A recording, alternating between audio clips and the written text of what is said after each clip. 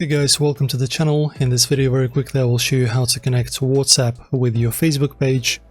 So as you can see, the tutorial is very simple. Let me just show you. So you go to your page's settings, settings and privacy, then once again settings. And to make it very easy, just type in WhatsApp in here. It's going to search for a setting. As you can see, the second setting is WhatsApp. And this will take us to, as you can see, linked accounts, and one of them is going to be WhatsApp. Click on it, and it's very simple from here. As you can see, you just enter your WhatsApp's phone number, basically the phone number that you use to register your WhatsApp account with.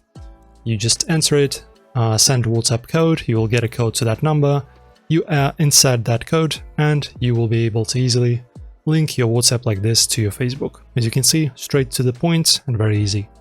Enjoy the video, like and subscribe. See you soon.